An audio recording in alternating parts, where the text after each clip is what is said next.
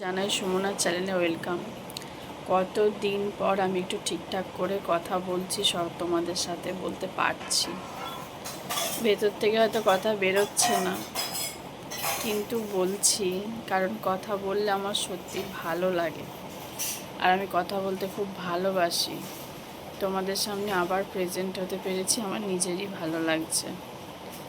অপারেশনের আজকে 5 নম্বর দিন আমি ভিডিওটা করছি। তো যাই হোক, আমার মা আমাকে যদি এতটা না ট্রিটমেন্ট না করতো, আমিও সুস্থ হতে পারতাম না। তবে একটা কথা আজকে আমি তোমাদের সামনে বলি, আমি অনেক সময় ভিডিওতে শুনেছি, দেখেছি, কিন্তু নিজের সাথে যতক্ষণ না ঘটে কেউ তো বুঝতে পারে না। আজকে আমি সত্যি একটা কথা বলছি, মা ছাড়া মা হয়ে ওঠাটা ভীষণ কঠিন যাত্রা। আর যারা মা ছাড়া মা হয়েছে তারাই হয়তো এই কষ্টের অনুভূতিটা বোঝো।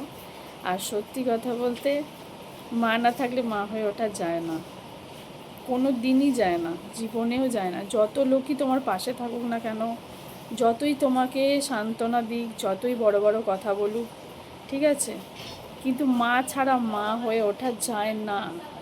একটা মাই প্রকৃত পারে তার মেয়েকে সব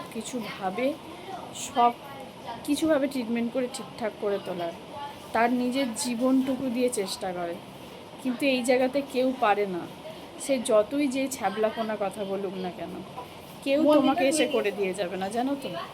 এটা অন্তত পক্ষে যারা মা হয়েছ তারা একদম ভালো করে বুঝতে পারবে। বলে আমি কিন্তু এই কথাটা বলছি না তোমাদেরকে যে মা ছাড়া মা হওয়া যাবে না। তাহলে কি অনেকে কোশ্চেন করতে পারো যে যাদের কি মা নেই বা মা দেখতে পারছে না কোনো কিছু কারণের জন্য, তাহলে কি তারা মা হচ্ছে না? অবভিয়াসলি হচ্ছে, কিন্তু মাকে ছাড়া মা হয়ে ওঠা সত্যি অনেক টাফ, অনেক, মানে সেই মরে না মরার যন্ত্রণার সময়। এটা আমি হয়তো হাসি মুখে বলছি, কথাটা রিয়েল, বাস্তব কথা। কারণ এই সময়টা কি সিচুয়েশান যায় প্রত্যেকটা মেয়ে ছাড়া কেউ বলতে পারে না আর ফিল করতে পারে না। পাশ থেকে অনেক লোক আছে সান্ত্বনা দেওয়ার মতো, কিন্তু ওই জায়গাটা শুধুমাত্র মেয়েরাই পার করে। অবভিয়াসলি একটা মেয়েরা ভালোভাবে বলতে পারবে এই জায়গাটা।